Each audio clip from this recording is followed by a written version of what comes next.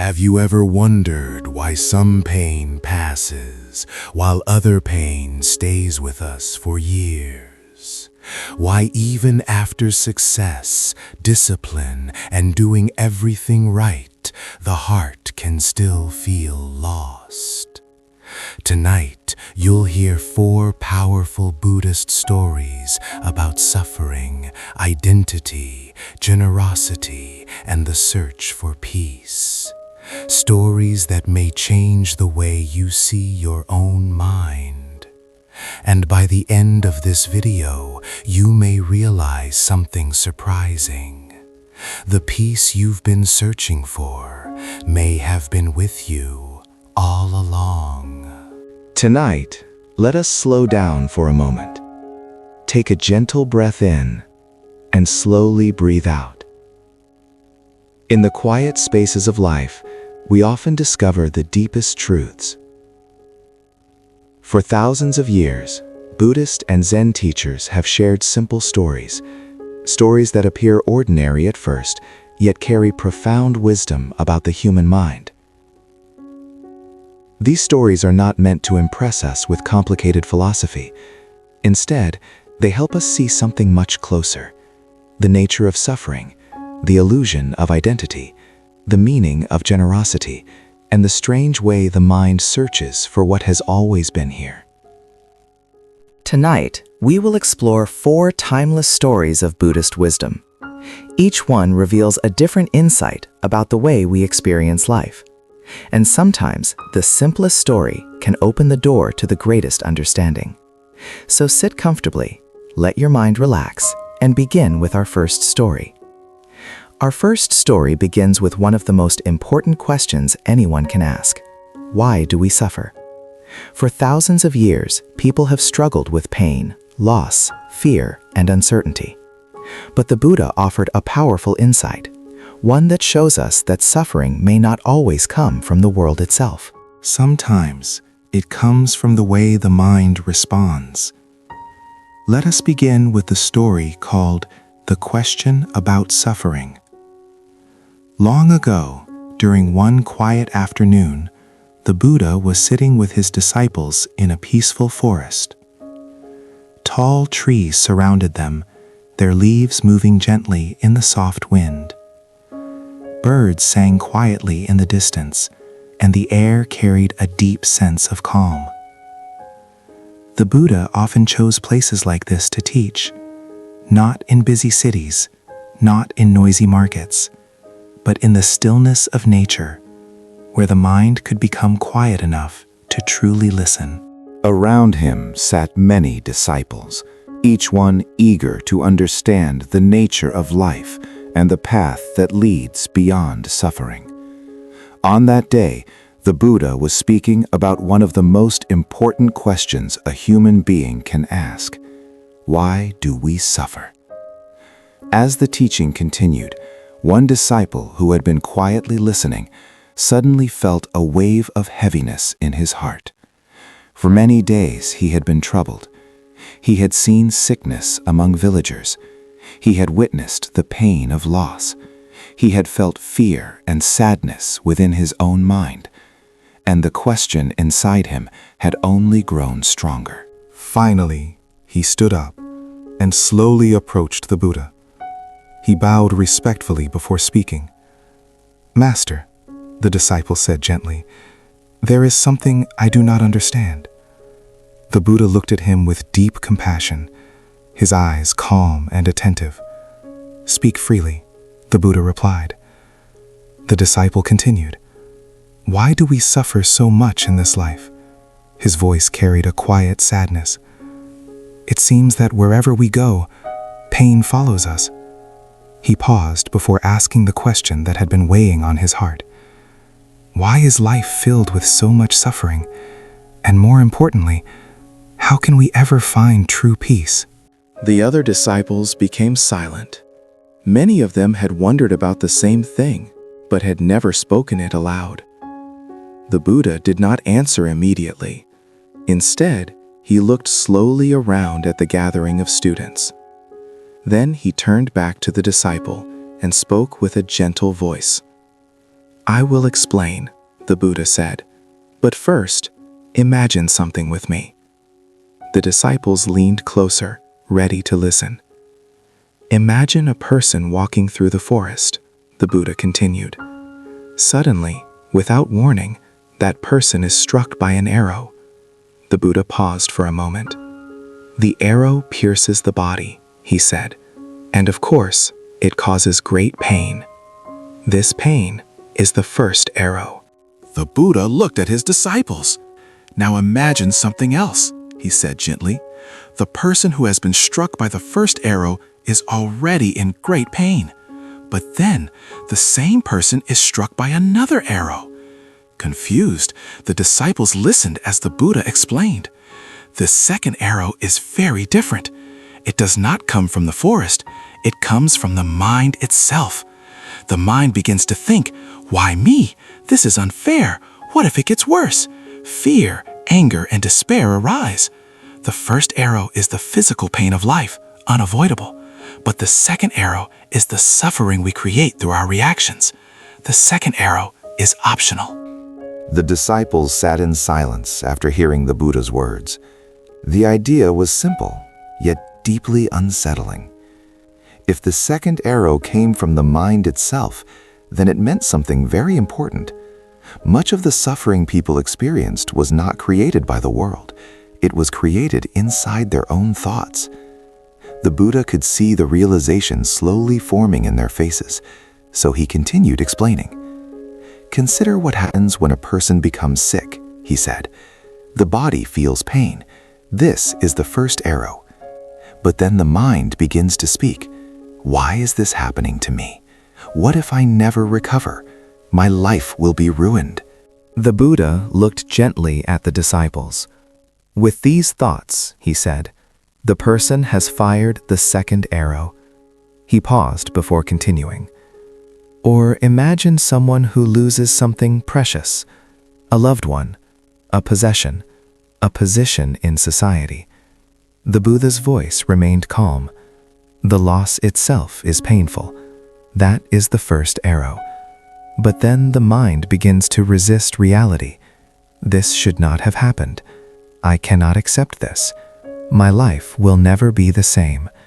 And once again, the second arrow has struck. The disciples now understood more clearly. The Buddha was not saying that pain should be ignored. Pain was real. Pain was part of being human. But suffering, the heavy burden that grows around pain, was often created by the way the mind fought against reality. The Buddha then said something profound.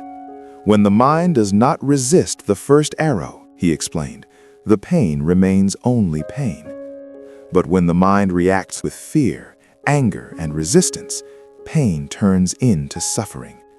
He looked slowly at the group. "And suffering can become far greater than the original wound." The forest remained quiet. The disciples felt the truth of his words in their own experiences. How many times had they added suffering to their own pain? How many times had their thoughts turned a small wound into something much larger? The Buddha then spoke once more. "The wise person learns to see the second arrow before it strikes, and when they see it, they simply do not pick it up." The Buddha looked at his disciples with calm compassion. The forest had grown even quieter, and the lesson now rested deeply in the minds of those who were listening. Many of the disciples began to reflect on their own lives. They remembered moments when anger had lasted far longer than the original pain, moments when fear had grown larger than the problem itself, moments when sadness had turned into endless suffering simply because the mind refused to accept what had already happened. The Buddha spoke again, gently guiding their understanding. "When the first arrow strikes," he said, "the body naturally feels pain. No wisdom can prevent that. No human life is free from illness, loss, or disappointment. These are part of the nature of existence." The disciples nodded. This truth could not be denied. But the Buddha continued, What truly determines the depth of suffering, he said, is what happens next. When the mind reacts with anger, the wound becomes deeper. When the mind reacts with fear, the pain becomes heavier. When the mind refuses to accept reality, suffering multiplies. He paused for a moment, allowing the meaning of his words to settle. But when a person observes the pain with awareness, the Buddha said, the second arrow never leaves the bow. The disciples listened carefully. The Buddha explained further. A mindful person feels the pain of the first arrow, he said, but they do not add stories to it. They do not create extra suffering.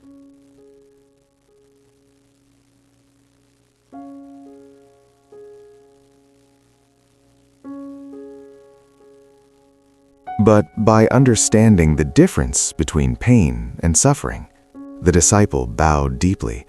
For the first time, he understood something important. Pain was unavoidable, but suffering was not always necessary. And within that realization, a door to freedom quietly appeared. The Buddha ended the teaching with a final reflection. In life, he said, many arrows may strike us. We cannot control all of them, but we can always choose whether we will shoot the second arrow ourselves. The forest became silent once again, and within that silence, the disciples began to see the path to peace more clearly than ever before. The Buddha's teaching about the two arrows reveals how the mind can create unnecessary suffering. But Zen teachers later explored another strange truth about the human mind. Sometimes the thing that traps us the most is our sense of identity itself. We spend our lives protecting the image of who we think we are. But what happens when that identity suddenly disappears? Our next story explores this mystery through the experience of a Zen master who briefly forgot who he was. This story is called Freedom When You Lose Yourself. Story 2: Freedom When You Lose Yourself. Let us begin with a strange story, a story about freedom, but one that begins with loss. Not the loss of money, not the loss of reputation, but the loss of something far more personal, the loss of one's own identity. Many centuries ago, in ancient China, there lived a Zen master named Jikaku. For more than 40 years, he devoted his life to deep meditation and relentless study. Throughout those years, Jikaku practiced the teachings of Zen, studied sacred texts, and guided countless students who came seeking wisdom. Over time, his reputation spread across many provinces. People said that if you wished to understand the true nature of the mind, if you wanted to glimpse the quiet clarity that Zen masters spoke about, you simply needed to visit Master Jikaku. Students traveled across mountains, forests, and long winding rivers to reach his temple. The temple itself became well known throughout the region. Its gardens were carefully tended each day. Ancient pine trees stood silently through changing seasons. Inside the great halls, a peaceful stillness filled the air. One could hear only the gentle footsteps of monks and the soft voices of teachings echoing like distant wind. It was a place devoted to contemplation.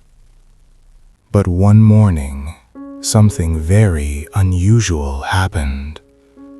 Jikaku awoke from a deep sleep. As usual, he sat upright and prepared to begin his morning meditation.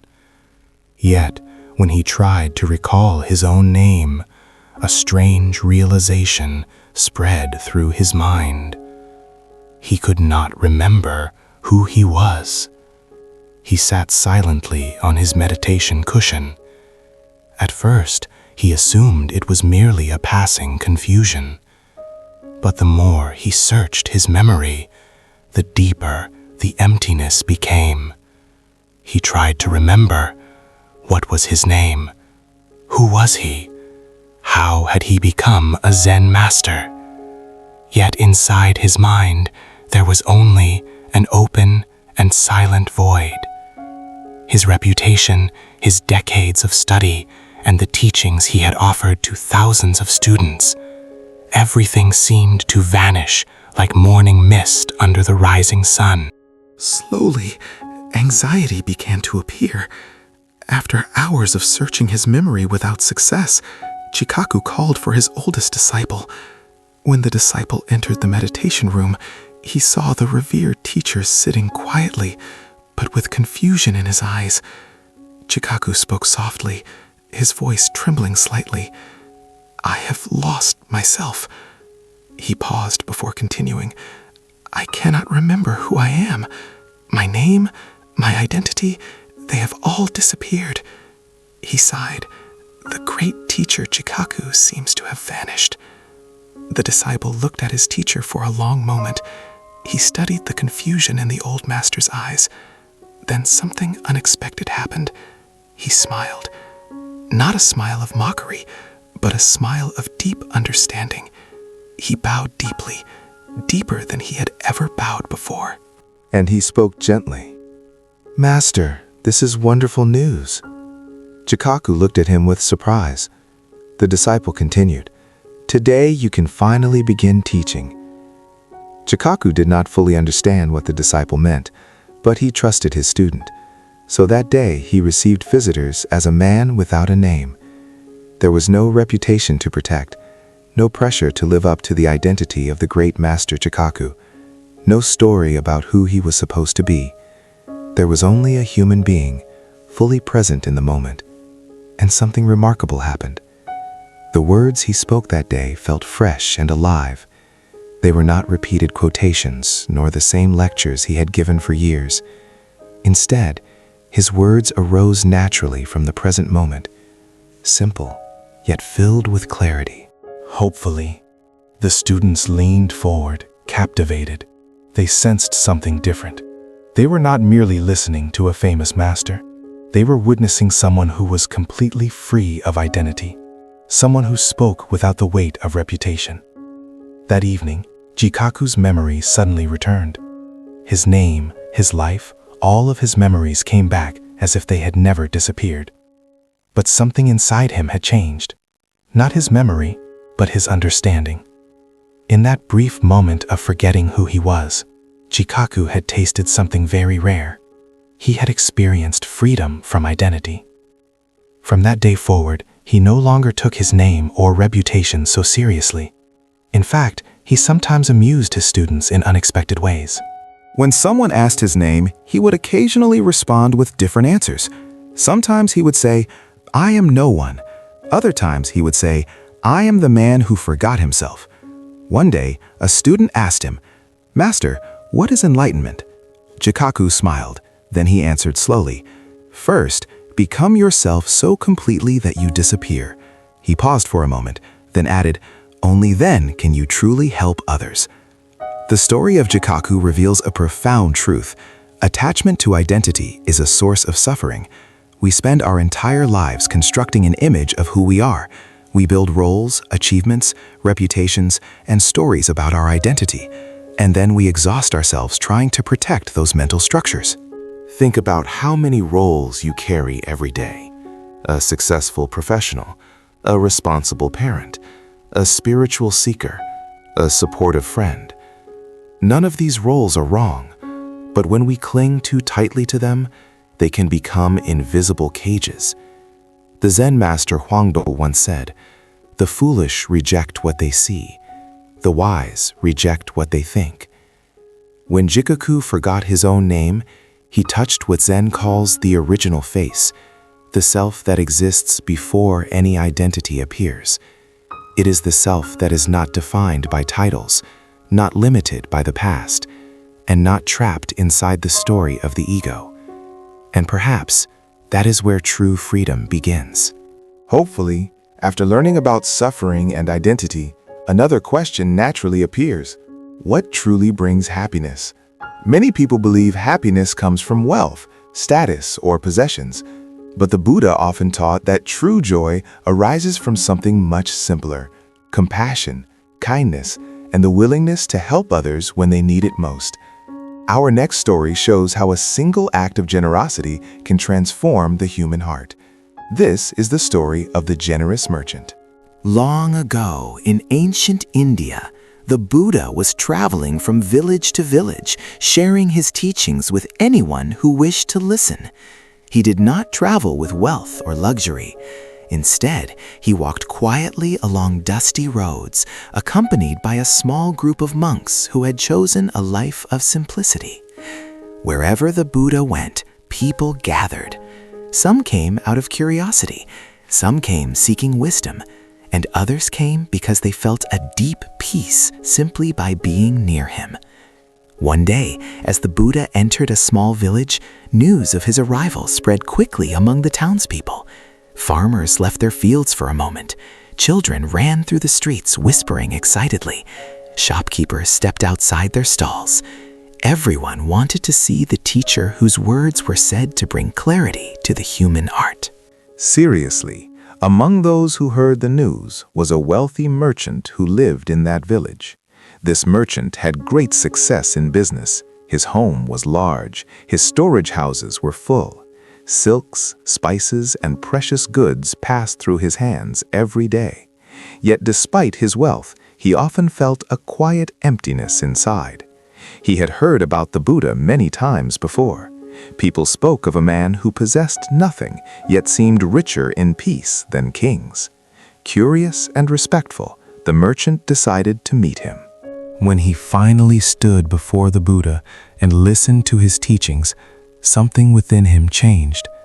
The Buddha spoke about compassion, about kindness, about freedom from attachment. His words were calm and simple, yet they touched the merchant deeply. The merchant felt gratitude rising in his heart. He wanted to express his respect, so he returned to his home and brought with him one of the most valuable items he owned. Hopefully, it was an exquisite silk robe, carefully woven with the finest thread. The fabric shimmered softly in the sunlight. It was the kind of robe that only nobles or kings would normally wear. Holding the robe with both hands, the merchant approached the Buddha. He bowed respectfully and said, "Blessed One, your teachings have moved my heart. I wish to offer you this robe as a gift. It is the finest silk I possess." He lifted the robe slightly, presenting it with pride and sincerity. Many villagers looked on with admiration, but the Buddha simply looked at the robe and gently smiled. The Buddha looked at the robe for a moment.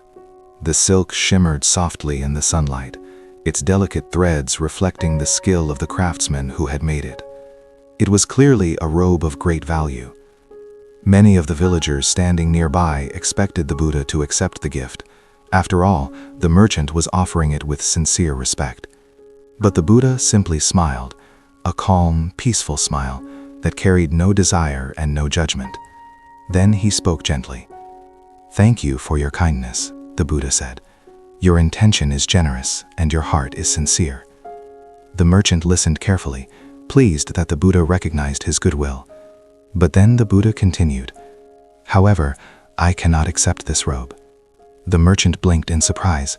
The villagers murmured quietly among themselves. Refuse such a gift? The merchant stepped forward again, confused but still respectful. "Blessed One," he said, "this robe is the finest silk I possess. I brought it to honor you. Surely you deserve the best that I can offer." The Buddha looked at the merchant with gentle understanding. His voice remained calm. "A monk lives a simple life," the Buddha explained. "Our robes are meant to be plain and humble. This robe is beautiful, but it is far too luxurious for someone who has chosen the path of simplicity." The merchant hesitated. He had expected gratitude, but he had not expected refusal. Still holding the robe, he asked sincerely, Then please tell me, Blessed One, what should I do with it? The Buddha's eyes softened with compassion. If you truly wish to honor me, he said, give this robe to someone who truly needs it, to a person who has no proper clothing, to someone who is cold or suffering. That gift would bring far greater joy. The merchant stood quietly, reflecting on the Buddha's words. Slowly, understanding began to appear in his expression. He bowed deeply. I understand, he said, and with the robe still in his hands, he left the gathering to search for someone who needed it more than the Buddha did. The merchant walked slowly through the village, still holding the silk robe carefully in his hands. The Buddha's words echoed quietly in his mind. Give it to someone who truly needs it. At first, the merchant did not know where to begin. Most of the people he passed looked comfortable enough. Some were farmers returning from the fields. Others were merchants like himself, busy with their daily work. But as he walked further toward the edge of the village, the houses became smaller and the roads quieter. There, near a narrow path beside a group of old trees, the merchant noticed someone sitting on the ground.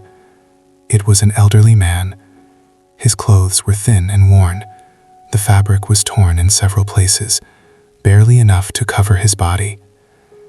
The cold wind moved through the village that afternoon, and the man was clearly shivering. His arms were wrapped tightly around himself, as if trying to hold in whatever warmth he could.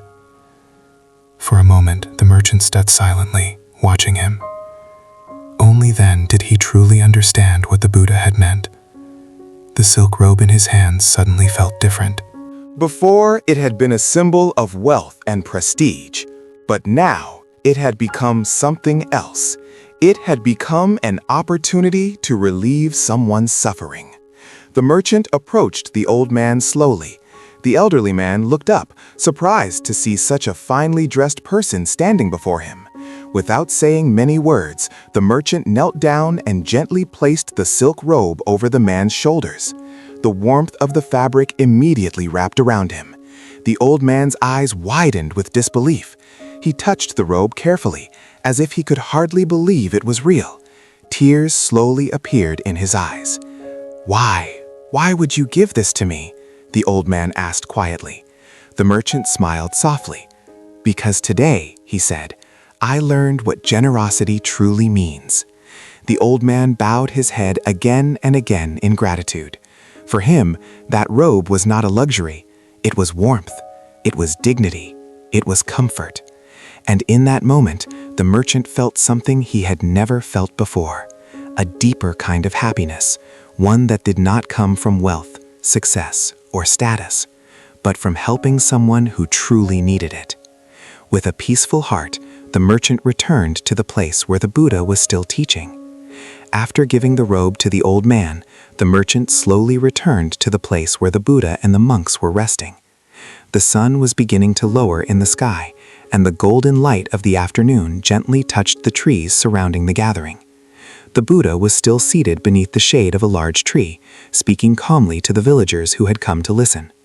When the merchant approached, he bowed deeply before the Buddha. The Buddha looked at him kindly. His eyes seemed to already understand what had happened. "Tell me," the Buddha said gently, "what did you do with the robe?" The merchant smiled in a way that was very different from before. It was not the proud smile of a wealthy man offering a valuable gift. It was the quiet smile of someone who had discovered something important.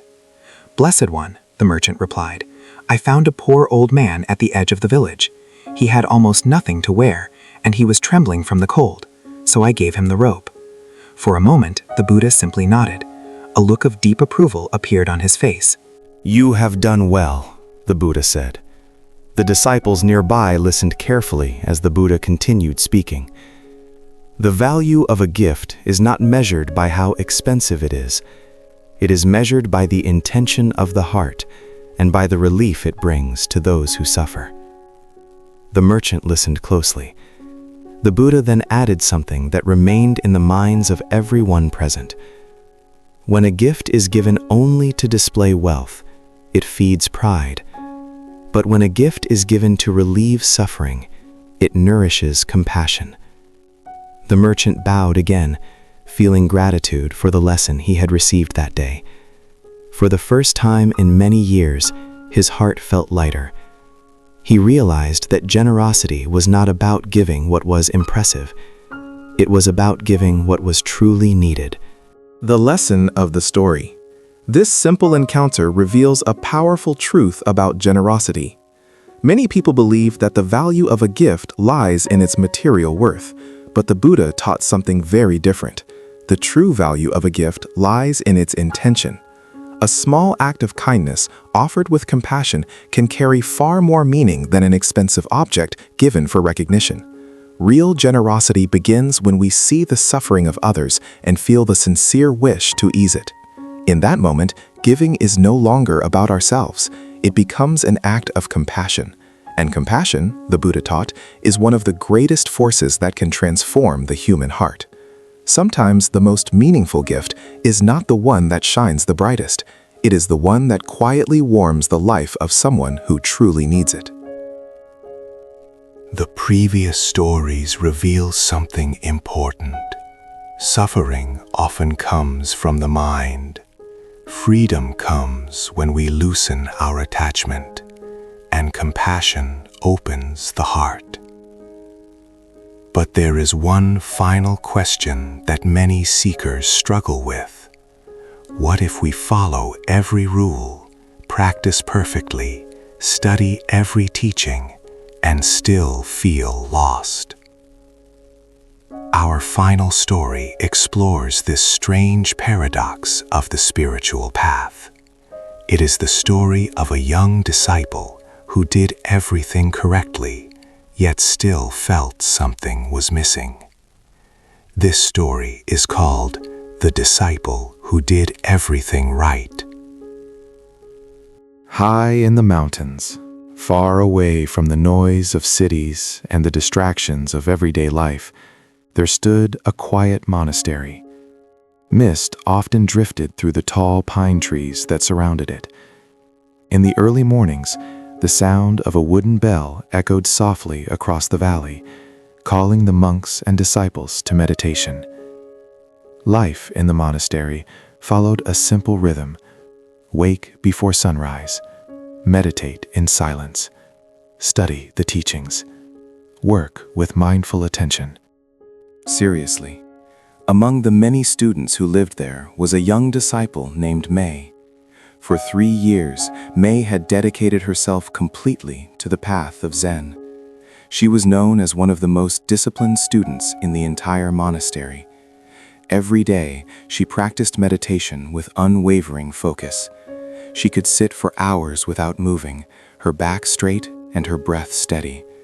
While others struggled with wandering thoughts, May appeared calm and composed. But meditation was not the only thing she practiced. She had also studied the ancient koans, the mysterious Zen riddles designed to break the limits of logical thinking. Over time, she memorized hundreds of them. She could recite them with precision and explain their meanings with great clarity. In addition to this, May followed every rule of the monastery perfectly. She woke up before the bell rang. She completed every task assigned to her. She spoke little and listened carefully. Because of this, many people admired her. Some of the younger students even looked at her as an example of what a dedicated practitioner should be. May will surely reach enlightenment soon, they often whispered among themselves. You can see how serious she is. You can see how hard she practices. From the outside, it seemed that May was doing everything exactly right, but inside her heart, something felt deeply unsettled. Despite all her effort, despite all her discipline, she still felt lost. There was a quiet confusion that meditation alone did not seem to dissolve. And as time passed, that feeling only grew stronger. One quiet autumn afternoon, the monastery was especially peaceful. Golden leaves drifted slowly from the trees, landing softly along the stone paths that wound through the courtyard. The air carried the cool stillness of the changing season. May had just finished another long session of meditation. Yet as she stood up from her cushion, the same familiar feeling returned. That strange sense of being lost. 3 years had passed. 3 years of discipline. 3 years of study. 3 years of doing everything exactly as she had been taught. And yet, the clarity she had hoped for still felt distant. That day, May finally decided to ask the question that had been quietly troubling her heart. She walked across the courtyard toward the small study, where Master Lin often received students. The door was open. Inside, the master was sitting calmly beside a low wooden table, pouring tea. May bowed respectfully before speaking. "Master," she said softly, "may I ask you something?" Master Lin nodded gently. "Of course." May hesitated for a moment, gathering her courage. Then she spoke the question that had been waiting inside her for months. When will I reach enlightenment? Her voice carried both sincerity and quiet frustration. I have practiced everything you taught. I meditate for hours. I study the koans. I follow every rule of the monastery. She looked down slightly before finishing her sentence. I have done everything correctly. So why do I still feel lost? For a moment, Master Lin simply looked at her. Then something unexpected happened. He raised his eyebrows slightly and looked genuinely puzzled. "Enlightenment," he said. "I'm not sure I understand." May blinked. The master continued with surprising calm. "I have never heard of such a thing. Could you explain to me what it is?" The question struck May like a sudden gust of wind. She stared at him in disbelief. "But Master," she said quickly, "you are enlightened." Master Lin let out a soft laugh. It was not mocking. It was simply light and relaxed. Then he answered in the most ordinary way possible. I only do very simple things. I sit when it is time to sit. I walk when it is time to walk. I eat when I am hungry, and I sleep when I am tired. He shrugged slightly. Some people find that interesting. Seriously, May stood there, completely confused. This was not the answer she had expected, not after 3 years of practice. Her voice now carried a hint of desperation. "Then why do I still feel lost?" Master Lin looked at her quietly. Then he asked a question that would change everything. If someone is lost, he said, who exactly is the one who feels lost? He leaned forward slightly. Can you introduce that person to me? Master Lin's question hung quietly in the air. Who exactly is the one who feels lost? Can you introduce that person to me? At first, May did not know how to respond. The question seemed simple, almost too simple, but the more she thought about it, the stranger it felt. Of course she felt lost. She had just said so. But now the master was asking something deeper. Who was the one feeling lost? May stood silently for a moment, unsure how to answer. Then she closed her eyes slightly, trying to look inward. She began searching inside her own mind. Surely there must be someone there, the one who had been practicing, studying, and striving for enlightenment all these years. The one who had been meditating for hours every day. The one who had been working so hard to reach the goal. But as she tried to locate that seeker within herself, something strange happened. Every time she thought she had found it, it slipped away. If she looked at her thoughts, the thoughts changed. If she looked at her emotions, they came and went like passing clouds. If she tried to grasp the sense of I itself, it seemed to dissolve the moment she paid attention to it. It was like trying to catch a shadow. The closer she looked, the less solid it appeared. May opened her eyes again, slightly confused. "Master," she said slowly, "I cannot seem to find the one who is lost." Master Lin smiled gently. "Of course you cannot," he said, "because the one who is searching and the thing being searched for are not two different things." May felt something shift inside her mind. For years, she had believed she was a seeker searching for enlightenment. She believed enlightenment was somewhere else, somewhere in the future, somewhere she had not yet reached. But now, the Master's words began to unravel that belief. If the seeker could not be found, then who exactly had been searching all this time? Master Lin continued softly. "You have spent 3 years searching," he said. "But tell me, what if the thing you are searching for has always been here?" May stood silently after hearing the Master's words. What if the thing you are searching for has always been here? The question settled deeply in her mind. For 3 years, she had believed that enlightenment was something far away, something difficult, something that could only be reached after enough meditation, enough discipline, enough understanding. She had imagined it like a distant mountain peak, a place she would one day climb to after enough effort. But now, that entire idea began to tremble.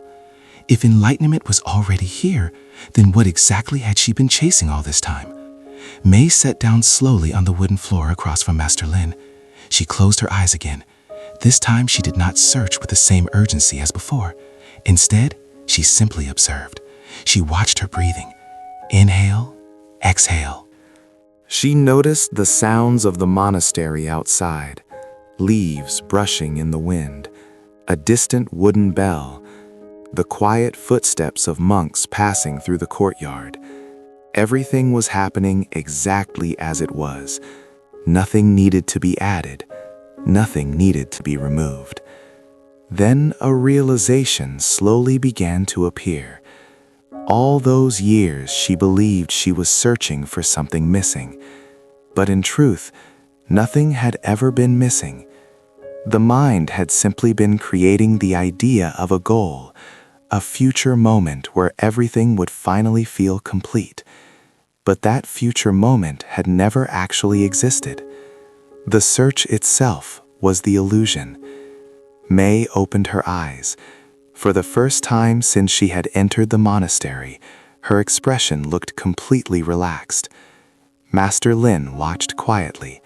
He did not ask whether she had understood. Instead, he simply poured another cup of tea.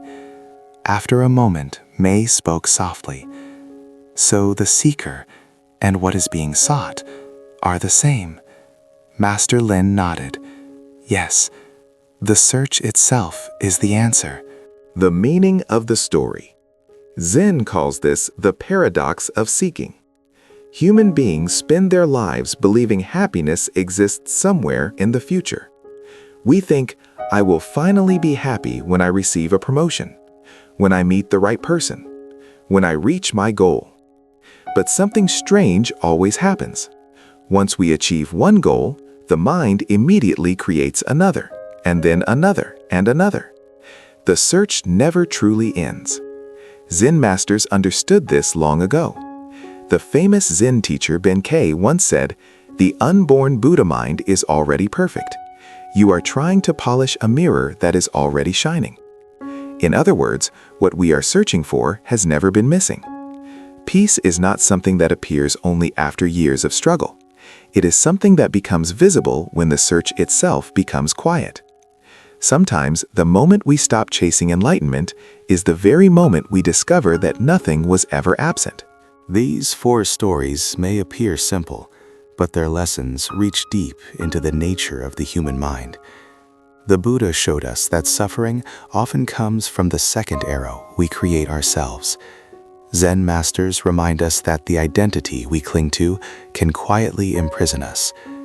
Acts of compassion reveal that true wealth lies in easing the suffering of others. And sometimes, the greatest discovery comes when we realize we have been searching for something that was never missing. The wisdom of these teachings is not something that must be believed. It is something that can be observed directly in everyday life. The next time pain appears, notice whether the second arrow follows. The next time the mind begins searching for something more, pause for a moment and ask, what if nothing is missing right now? Because sometimes the peace we are looking for has been quietly present all along.